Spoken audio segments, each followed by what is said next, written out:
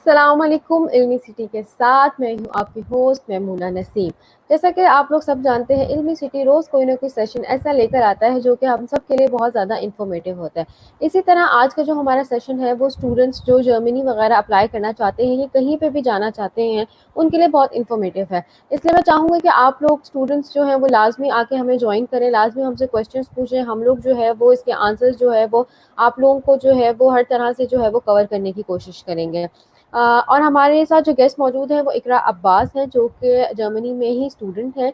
और मैं आप लोगों को बताती चलूँ, हमारा जो टॉपिक है वो है education in Germany, it's process and impact. Germany में तालीम हासिल करने का तरीका और इसका फ़ायदा, क्या क्या प्रोसीजर होता है, क्या क्या कुछ होता है, हम लोग जो है वो सब कुछ जो है वो आज के इस सेशन में कवर करने की कोशिश करेंगे।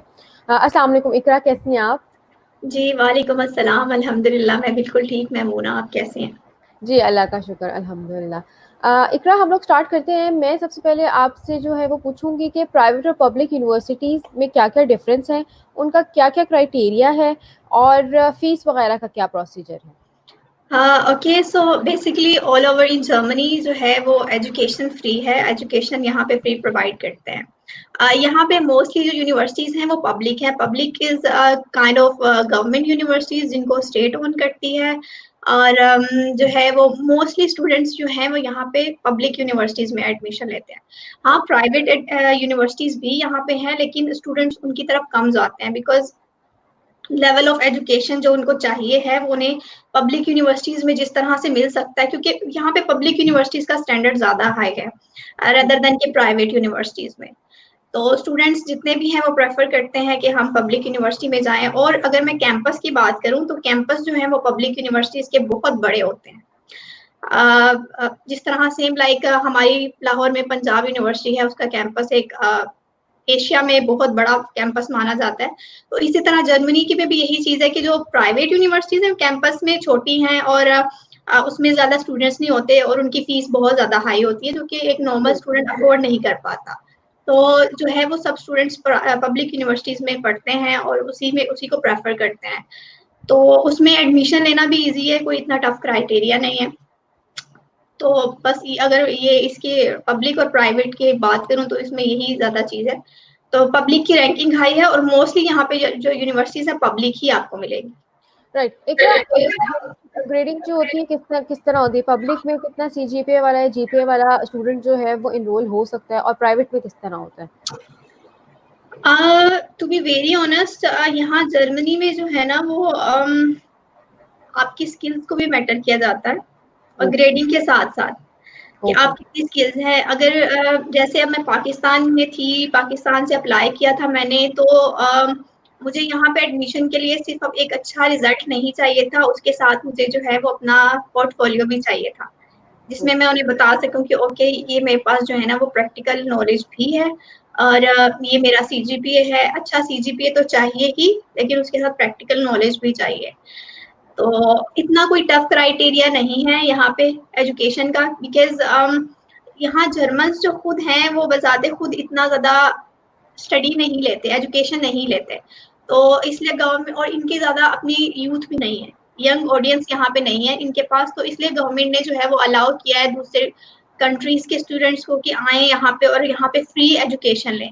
यहाँ पे पब्लिक यूनिवर्सिटी में सिर्फ एक सेमेस्टर फी होती है जो कि बहुत नॉमिनल, बहुत एक स्टूडेंट अपनी सैलरी से बहुत आराम से अफोर्ड कर सकता है। उसमें ये सीन है कि आपका सेमेस्टर टिकट उसमें आपको फ्री दिया जाता है, जिसमें आप जो है वो all over the state, for example Punjab एक स्टेट हमारा प्रोविंस है, तो जी। आप जो है वो जिस प्रोविंस में जिस स्टेट में बैठे हुए हैं आप उस सेमेस्टर टिकट के साथ पूरे प्रोविंस में या पूरी स्टेट में आप फ्री ट्रैवल कर सकते हैं। तो उस वो सेमेस्टर टिकट बेसिकली इसलिए वो हम पे करते हैं ताकि हमें सेमेस्टर टिकट मिले हमारी ट्रैवलिंग के लिए, और थोड़े से नॉमिनल एक्सपेंसेस जो यूनिवर्सिटी हम पे थोड़े से करती है, लाइक अगर पेपर प्रोवाइड कर रही है या फिर वो हमें कुछ फैसिलिटेट करिए तो उसके चार्जेस वो लेती है। फॉर एग्जांपल अगर मैं अपनी यूनिवर्सिटी की बात करूँ तो मेरी यूनिवर्सिटी मुझसे जो है वो हर सेमेस्टर में 384 यूरोस उसकी उनकी सेमेस्टर फी है, जो कि डिवाइडेड है डिफरेंट सेक्शंस में, सेमेस्टर टिकट में, स्टूडेंट सर्विसेज में। तो ये कोई बहुत ज़्यादा फीस नहीं है, एक स्टूडेंट आराम से अपनी सैलरी से जो है वो इसको अफोर्ड कर सकता है। राइट, हमारे पास क्वेश्चन आया, how much fee charges of Germany university, minimal amount थोड़ी सी बता दें। जी मैंने अभी बताया पब्लिक यूनिवर्सिटीज नॉर्मली फ्री हैं, उनमें कोई फीस चार्जेस नहीं है। हाँ, अगर आप प्राइवेट में जाते हैं तो प्राइवेट में ऑब्वियसली जो है वो 15,000 यूरोज, 20,000 यूरोज और मे बी इससे भी ज्यादा होगी, लेकिन मोस्टली प्रेफर यहाँ पे स्टूडेंट्स जो है वो पब्लिक यूनिवर्सिटी को करते हैं। पब्लिक यूनिवर्सिटी में आपको स्टूडेंट्स बहुत ज्यादा मिलेंगे और प्राइवेट में इतने नहीं जाते। ठीक हो गया। हायर एजुकेशन में किस तरह अपनी फील्ड को हम समझकर अप्लाई कर सकते हैं? जिस तरह जर्मनी में जो है दो चीज़ें होती हैं, एक टेक्निकल कॉलेज होता है, एक टेक्नीशियन यूनिवर्सिटी होती है। दोनों में डिफरेंस बता दें और दोनों में हम अपनी फील्ड किस तरह ढूंढें? जी बिल्कुल, ये आपने बहुत अच्छा क्वेश्चन किया है। यहाँ पे स्टूडेंट्स जो है ना वो अक्सर गलती करते हैं कि अगर किसी ने एचआर में बैचलर्स कर लिया है या उसकी फील्ड बिजनेस में है तो वो मास्टर्स किसी और चीज में करना चाहता है। फॉर एग्जांपल, अब अगर मैं अपनी बात करूं तो मैंने अगर मैस कम्युनिकेशन में किया था बैचलर्स, तो अगर मुझे इंटरेस्ट हो रहा है कि चलो मैं अब मैनेजमेंट में चली जाती हूँ, ठीक है। क्योंकि बिल्कुल एक हट के फील्ड है ना, तो अगर जी मैं बिल्कुल। उसमें अप्लाई करूंगी तो मैं नहीं उसमें एडमिशन ले पाऊंगी, क्योंकि मेरा जो बैचलर्स का क्राइटेरिया है वो मैच ही नहीं करेगा। तो हमें जी। प्रोफाइल अपनी बिल्कुल मैच करनी है। हर यूनिवर्सिटी की वेबसाइट पे मैं स्टूडेंट से ये कहती हूँ कि please do visit websites of any every university. उनकी वेबसाइट पे हर जो है वो क्राइटेरिया मेंशन है। आपको कुछ नहीं करना, जस्ट आपको अपनी प्रोफाइल उनकी प्रोफाइल के साथ मैच करनी है। तो इससे ये होगा कि आपके एडमिशन के चांसेस उतने ही ज्यादा हाई होते हैं जितने ज्यादा जो है वो आपकी प्रोफाइल मैच करती है। आपने इस हर चीज के पॉइंट्स होते हैं यहाँ पे। ठीक है। अगर आप उन्होंने एडमिशन के लिए आइल्स मांगा हुआ है, आइल्स रिक्वायर हो, आइल्स के पॉइंट्स होंगे। उन्होंने इसके लिए आपका बैचलर्स की डिग्री के सीजीपीए मांगा हुआ है तो आपका उसके पॉइंट होंगे।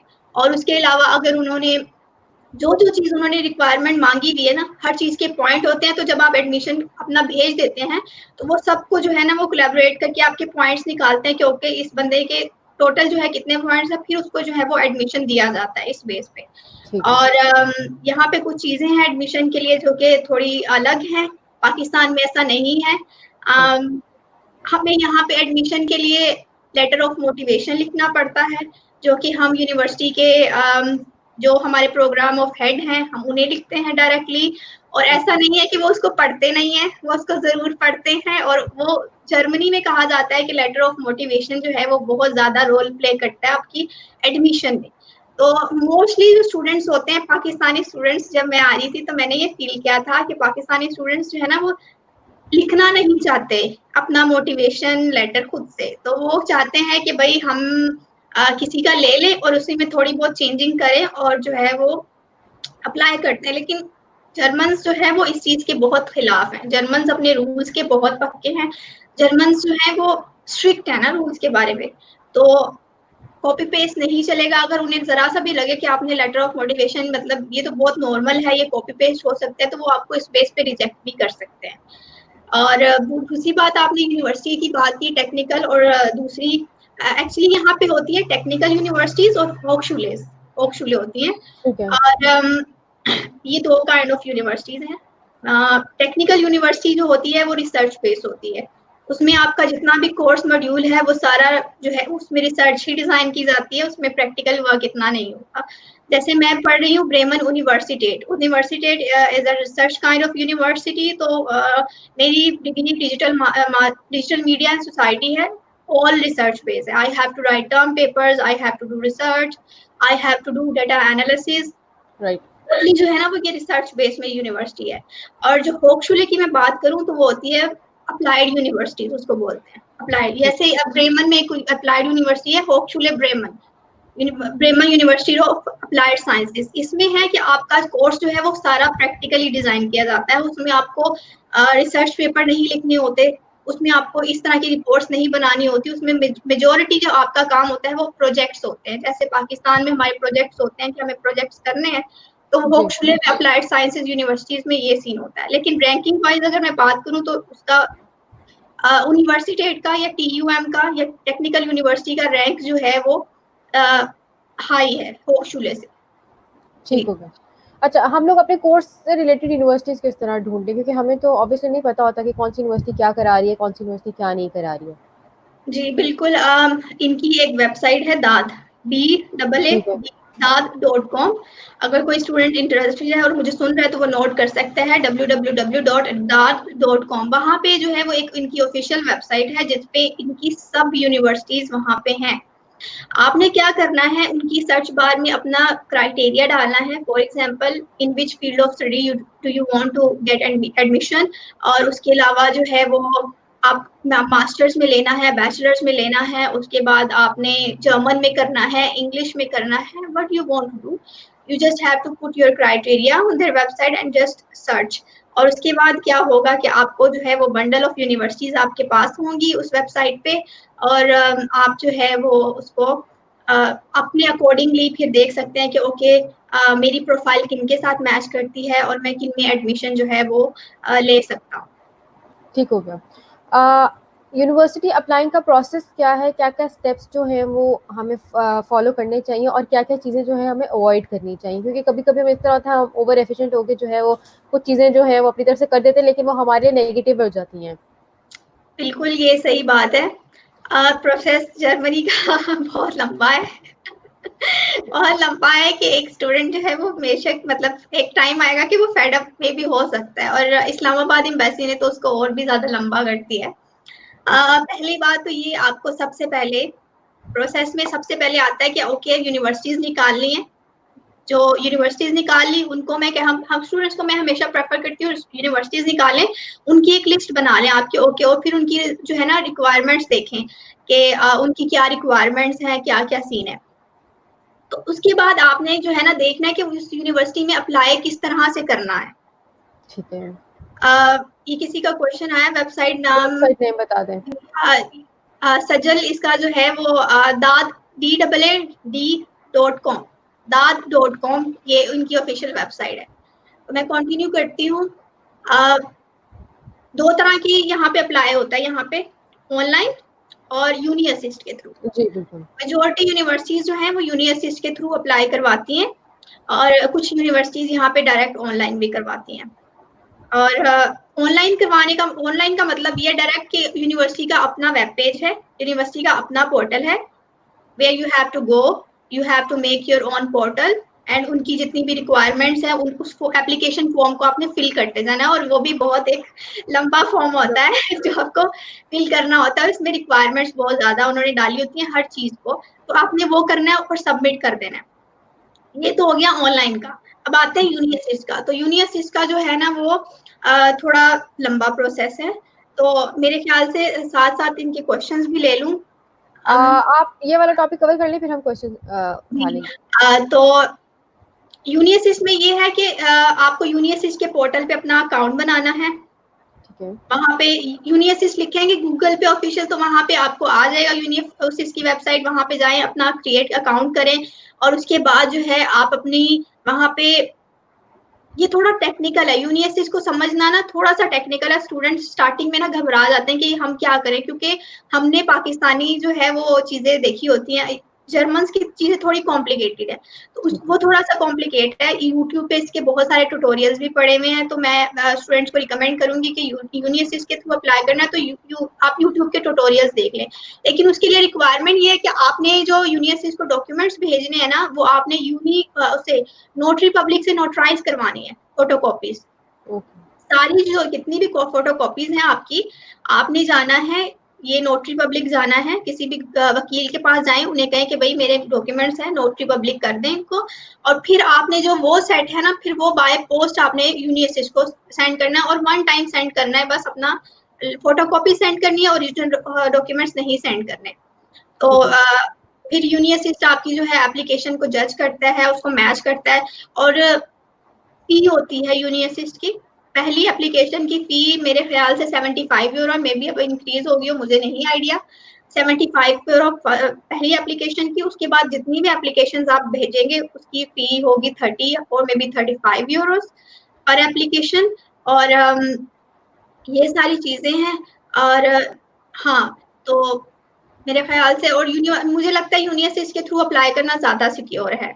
उसकी वजह ये है कि क्योंकि स्टूडेंट्स जो होते हैं ना, यूनी असिस्ट जो होती है वो सिक्योर करती है आपका एडमिशन। कैसे कि वो आपकी प्रोफाइल मैच करती है, फिर आगे भेजती है। अगर आपकी प्रोफाइल जरा सी भी मैच नहीं करी, वो रिजेक्ट कर देगी आपकी एप्लीकेशन।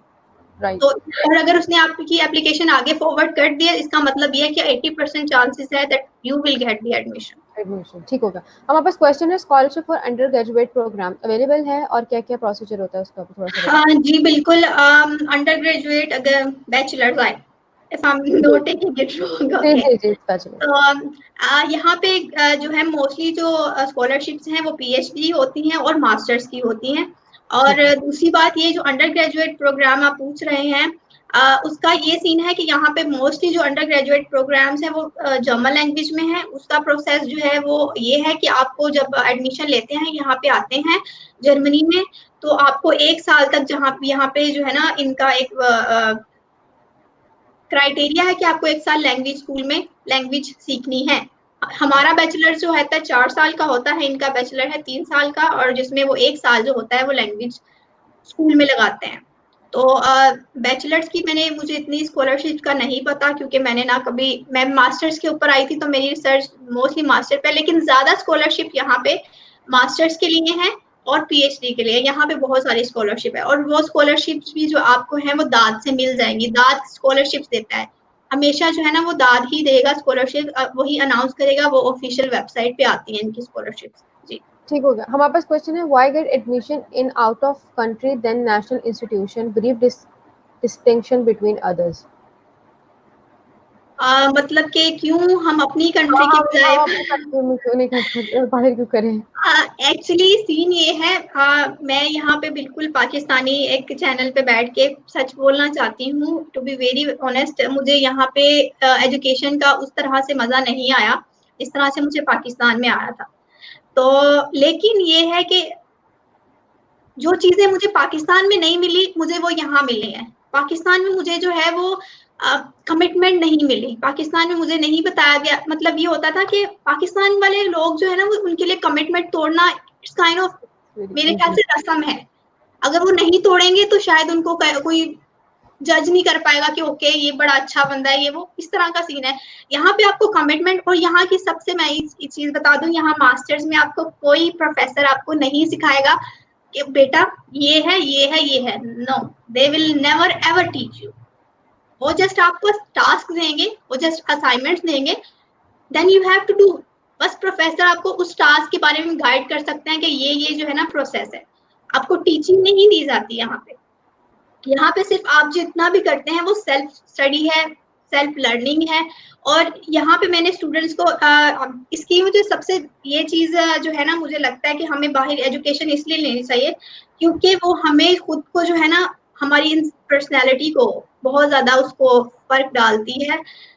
यहाँ पे पाकिस्तानी स्टूडेंट्स मैं देखती हूँ ना, तो सीरियस नहीं है एजुकेशन को लेकर, टू बी वेरी ऑनेस्ट। अगर इदारे उस तरह है ना, तो पाकिस्तानी स्टूडेंट्स भी उस तरह सीरियस नहीं लेते अपनी स्टडीज को, क्या ठीक है एक क्लास में एक बंदे ने असाइनमेंट किए तो पूरी क्लास जो है ना उसको छापा मार लेती है तो ये सारी चीजें पाकिस्तान में होती है, लेकिन यहाँ पे ऐसा कुछ नहीं है। यहाँ पे हर बंदा अपनी स्टडी को लेके बहुत ज्यादा जो है वो कह लेना कि सीरियस है। और इसी वजह से जो है ना यहाँ पे मुझे लगता है कि डिसिप्लिन जो है वो बहुत वेल मेंटेन है एज कम्पेयर टू पाकिस्तान। और पाकिस्तान को तो बस ये चाहिए कि हाँ, अगर आपने बाहर इंटरनेशनल डिग्री है आपके साथ तो प्लीज वेलकम चाहे पाकिस्तानी स्टूडेंट के पास जितना मर्जी टैलेंट हो, उसके पास पाकिस्तानी डिग्री हो, उसकी प्रेफर करेंगे कि जिसके पास इंटरनेशनल डिग्री है। राइट। हमारे पास नेक्स्ट क्वेश्चन है, what about language requirement universities के लिए, एमफिल पीएचडी वगैरह में? जी, if you are coming for masters और पीएचडी, तो you don't need any kind of German language because यहाँ पे आपको इंग्लिश प्रोग्राम मिलते हैं जिनमें आप मास्टर्स भी कर सकते हैं, पीएचडी भी कर सकते हैं। और लेकिन यहाँ पे सरवाइव करने के लिए you must have to learn German. यहाँ ये जर्मन बहुत स्ट्रिक्ट है अपनी लैंग्वेज को लेके। वो लोग जो है ना, कुछ स्टेट्स ऐसी हैं कि वहाँ पे तो जर्मन के अलावा वो इंग्लिश बोलना पसंद भी नहीं करते। लकीली मैं जिस स्टेट में हूँ ब्रेमन में, वहाँ पे लोग जो है वो इंग्लिश को वेलकम कर लेते हैं, लेकिन ये लोग नहीं करते मोस्टली वेलकम। और लेकिन यहाँ पे आपको जॉब्स करनी है। कुछ इदारे ऐसे हैं, मैं सबकी बात नहीं करी, कुछ इंस्टीट्यूशंस, कुछ कंपनीज ऐसी हैं, कुछ फील्ड ऐसी हैं जिनमें आपका लैंग्वेज के बगैर गुजारा हो ही नहीं सकता। उनमें जैसे मैं बात करूँ अपनी फील्ड की, अगर मैं डिजिटल मीडिया कर रही हूँ और मुझे मार्केटिंग करनी है, तो इनका सारा मीडिया और मार्केटिंग जो है वो जर्मन में है। जर्मन। तो मैं इंग्लिश में उसको नहीं कर सकती। हाँ, अगर कोई ऐसी कंपनी जो कि अपनी मार्केटिंग इंटरनेशनल कंपनीज के लिए कर रही है, इंटरनेशनल दूसरी कंट्रीज इंग्लिश स्पीकिंग के लिए, मुझे उधर चांस मिल सकता है। और यहाँ पे जो सबसे ज्यादा स्कोप जो अच्छे स्टूडेंट्स रह जाते हैं वो इंजीनियर्स हैं, वो आईटी फील्ड के स्टूडेंट्स हैं, वो डेवलपर्स हैं। ये जो है ना, इनकी लाइफ यहाँ पे बहुत अच्छी है और इनकी डिमांड भी यहाँ पे बहुत ज्यादा है। राइट। क्वेश्चन है, do they allow you to work after your degree, work placements are available और नॉट? जी बिल्कुल, ड्यूरिंग डिग्री, आफ्टर डिग्री भी और ड्यूरिंग डिग्री भी जो है ना, ये आपको जॉब करना अलाउ है। 80 आवर्स आप पर मंथ जॉब कर सकते हैं अगर आप स्टूडेंट वीजा पे हैं।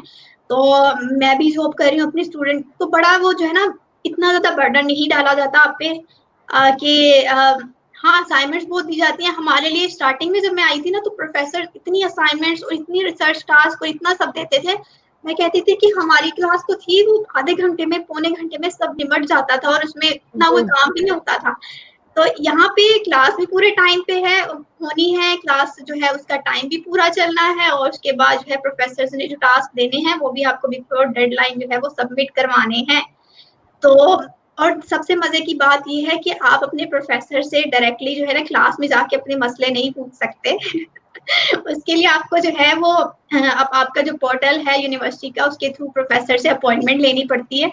Then you have to go, और वहां पे जाके फिर प्रोफेसर प्रॉपर कमरे में बैठ के आपको वेलकम करते हैं, और उसके बाद जो है वो आपको आपका मसला सुनते हैं पूरी तसल्ली के साथ, और फिर उसको सॉल्व करते हैं और फिर आपको भेजते हैं। तो यहाँ पे ये प्रोसेस है। और हाँ, पाकिस्तान में ये होता था कि हम लोग जो है ना वो क्लास में हैं और हमारी पिछली कोई असाइनमेंट का पूछना है हमें प्रोफेसर से, क्लास खत्म हुई है सर, अच्छा हमारा ये मसला था, प्लीज जरा ये गाइड कर दें। यहाँ पे ऐसा कुछ नहीं है।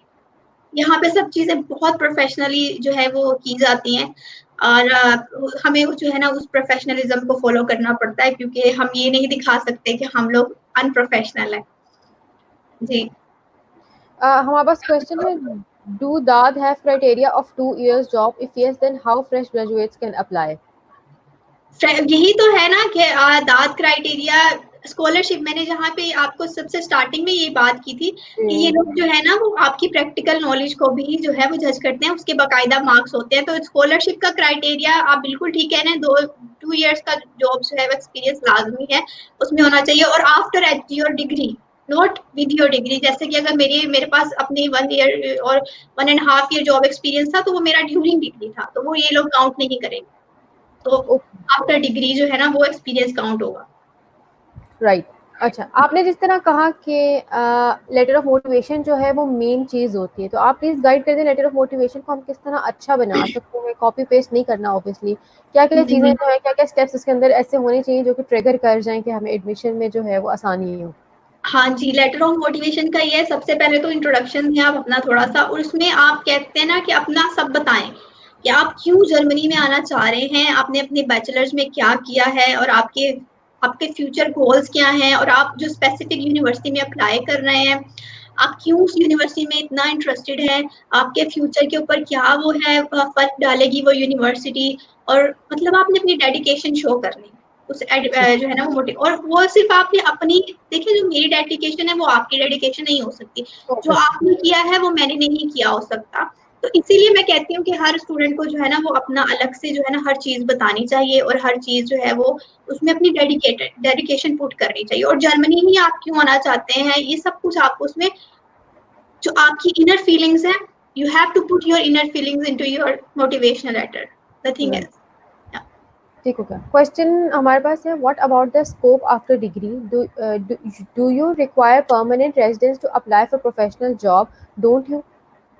या श्योर, जो है वो सर बिल्कुल आप कर सकते हैं, क्यों नहीं कर सकते। और ये ऑटोमेटिकली आपका जो है वो क्राइटेरिया बनता जाएगा। मैंने बताया कि बहुत से यहाँ पे स्टूडेंट्स हैं, मैं उन स्टूडेंट्स को भी जानती हूँ जिन्हें ड्यूरिंग डिग्री जॉब मिल गई और उन्होंने स्किप कर दिया अपना मास्टर्स, और उन्होंने अपना जो है वो ब्लू कार्ड पे आ गए। ब्लू कार्ड है जो है वो स्टेटस है जो फुल टाइम जॉब करते हैं और जिनकी 45,000 यूरोज सैलरी है पर ईयर। ठीक है। तो आप जब आपके पास ब्लू कार्ड आ जाता है तो आप जो है वो आफ्टर मेरे अगर आपको B1 लैंग्वेज आती है ब्लू कार्ड के साथ, B1 German language, then you can apply for residence permit after 2 years। अगर आपको जो है वो B1 जर्मन लैंग्वेज नहीं है, then you can apply for residence permit for after 3 years।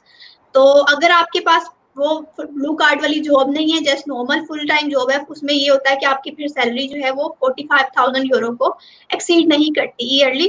तो उसका क्राइटेरिया है कि फिर वो 4 साल लग जाते हैं मे बी, या 3 साल लग जाते हैं।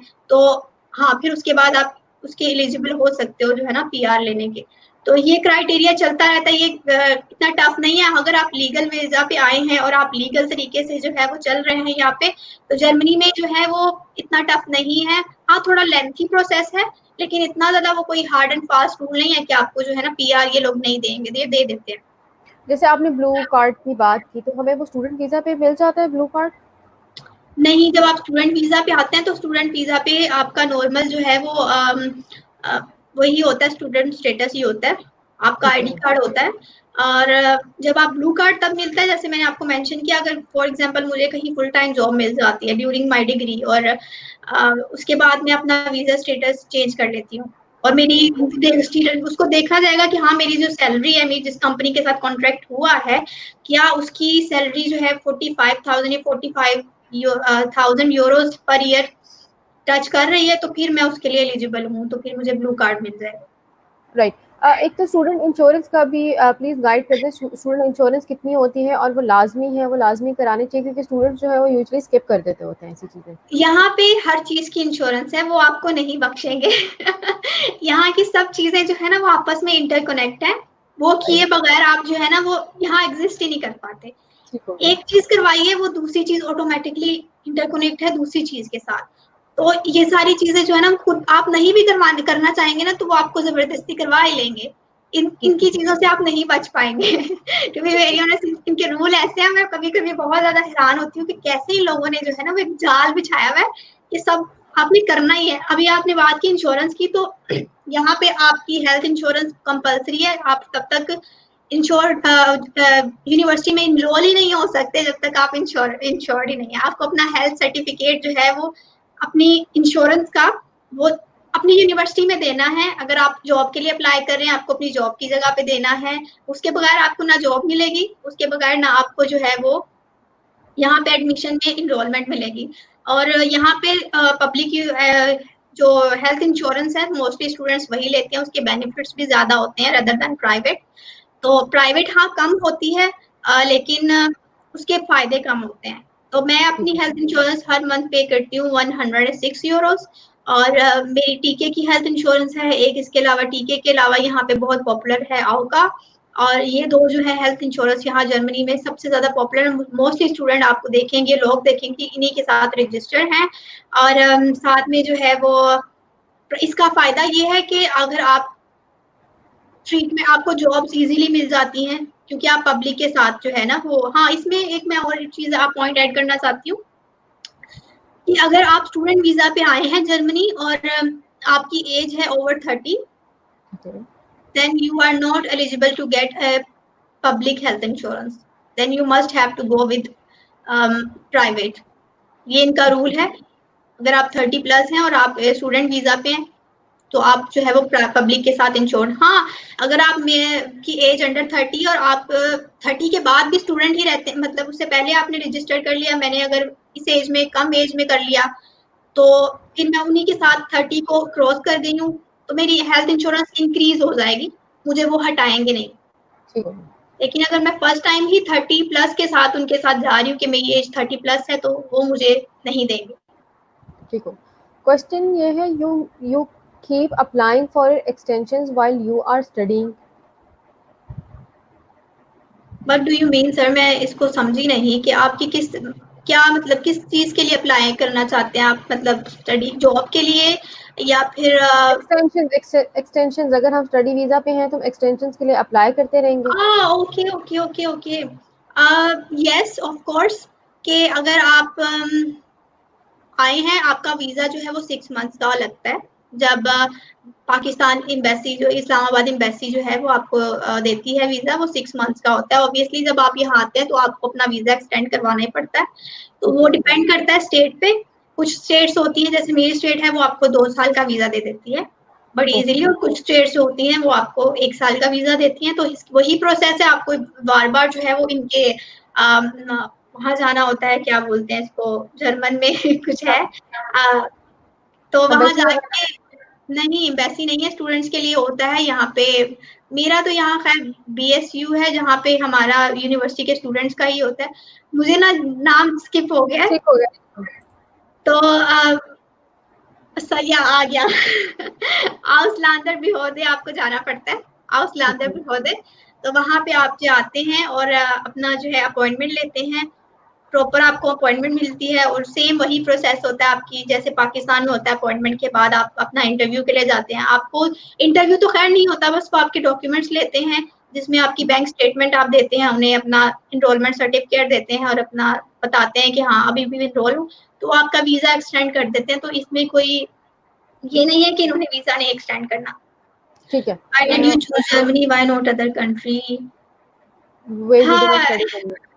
क्योंकि एक तो जर्मनी इसलिए क्योंकि यूरोप है, आपके पास पूरी यूरोप की वो जो एक्सेस है। आप पूरे यूरोप में जो है वो ऐसे ही फिर सकते हैं जैसे आप जर्मनी में हैं। सबसे पहले तो ये रीजन थी मेरी जर्मनी को चूज करने की कि ओके मेरे पास पूरा यूरोप आ जाएगा, और फिर मेरे पास ऑप्शन है कि मैं कहीं पे भी जा सकती हूँ। और दूसरी चीज ये कि ये नॉमिनल था मेरे, मतलब कि इतना ज्यादा इसमें फीस ही नहीं थी। देखिए ना, फीस ही नहीं थी, तो फिर यहाँ पे ब्लॉक अमाउंट होती है ना, जो आपको जब जमा करवानी होती है यहाँ आने से पहले, तो वो ब्लॉक अमाउंट आपकी ही होती है, आप किसी को देते नहीं। ठीक है। क्योंकि यहाँ पे जर्मनी में सबको पता है कि यहाँ पे अगर आप स्टूडेंट वीजा पे आ रहे हैं तो आपको एक स्पेसिफिक अमाउंट है ब्लॉक अकाउंट की, वो आपको सबमिट करवानी होती है, अपने एक्सपेंसेस शो करने होते हैं 1 साल के एटलीस्ट। तो वो जब आप यहाँ आते हैं तो आपको पर मंथ मिलती जाती है ना उसकी एक एक इंस्टॉलमेंट कह लें। तो जैसे मुझे 720 यूरोज हर मंथ मिलते गए थे, तो वो with in 1 year I think मेरे अपने पर्सनल जो मेरा यहाँ के लोकल बैंक था उसमें आ गई थी 1 साल के अंदर अंदर। और तो वो पैसे आपके ही हैं, वो पैसे किसी और के तो नहीं है। तो इसीलिए भी ये भी रीजन भी था कि ये बहुत ज्यादा जो है वो मेरे बजट में आ रहा था। और रही बात जर्मन लैंग्वेज की, तो स्टार्टिंग में जर्मन लैंग्वेज का थोड़ा था इशू कि नहीं समझ में आती थी या प्रॉब्लम होती थी, कहते थे यार मतलब शिट कहाँ आ गए हैं, किस जगह पे आ गए हैं। लेकिन अब ये है कि कहीं पे भी आप, मैं कहती हूँ कहीं पे भी आपको छोड़ दिया जाए ना और उनकी जुबान वो लोग मुसलसल बोल रहे हैं बोल रहे हैं बोल रहे हैं, तो आप सीख ही जाते हैं। तो अब इतनी तो सीख गई हूँ एक्सक्यूज मी, कि मैं जो है ना लोगों से कम्युनिकेट कर सकूं, तो इतना तो और अंडरस्टैंड कर सकूं। 80 और 90% मुझे जर्मन लैंग्वेज समझ में आ ही जाती है। और हाँ 34% बोल लेती हूँ। कोई पर्सन में कोई एजेंट वगैरह है या बस दाद से ही हम लोग जो है वो नहीं करेंगे? बिल्कुल भी नहीं। मैं अब स्टूडेंट्स को यही रिकमेंड करती हूँ कि जर्मनी में एटलीस्ट जर्मनी में अप्लाई करने के लिए आप किसी कंसल्टेंट के पास मत जाएं। किसी भी कंसल्टेंट के, प्रोसेस इतना इजी है। आप आपने इतनी एजुकेशन ली है पाकिस्तान से, तो आप अपनी उस एजुकेशन को थोड़ा यूज करें, ये इसको एक प्रोजेक्ट की तरह लें। यहाँ पे मैं बताऊंगी, यहाँ पे 2 ग्रुप्स हैं। हमारा एक ग्रुप है फेसबुक ग्रुप है Pakistani student life in Germany, study and student life in Germany. अगर आप लोग सर्च करेंगे फेसबुक पे, वहां पे मुझे लगता है कि जितने भी जर्मनी में स्टूडेंट्स हैं ना, वो सब उस ग्रुप में है। और वहां पे सीनियर्स बैठे हुए हैं आपको गाइड करने के लिए। आप, मैं भी जब स्टार्टिंग में थी तो मैंने जो है वो वहीं पे जो है वो ग्रुप ज्वाइन किया था, और उसी ग्रुप में मैंने जो है वो जो भी मुझे इशू होता था मैं पुटअप करती थी उस ग्रुप में। और उसके बाद जो है वो बस लोग आपकी हेल्प कर देते हैं, आपको गाइडेंस मिल जाती है। थैंक यू सो मच इकरा। हम लोग जो है सेशन अपना जो है वो एंड करेंगे। उम्मीद करती हूँ कि आप लोग सब लोगों के जो है वो क्वेश्चंस के आंसर्स आप लोगों को मिल गए होंगे, स्पेशली स्टूडेंट्स को जो अप्लाई करना चाह रहे हैं। जो वेबसाइट है वो है daat.com, उस पे आप लोग जो है सारी डिटेल वगैरह जो है वो आप लोगों को मिल सकती है। आप लोग अपनी फील्ड ऑफ स्टडी वगैरह भी जो है वो आराम से सर्च कर सकते हैं। एजेंट्स के फ्रॉड से जो है वो आप लोगों ने बचना है, क्योंकि जर्मनी में ऐसे कोई ज़रूरत नहीं है। मुझे मेमूना नसीम को दीजिए इजाज़त। हम लोग नेक्स्ट सेशन में इल्मी सिटी के दोबारा मिलेंगे। अल्लाह हाफ़िज़। Thank you so Allah much हाफ़िज़। अगेन।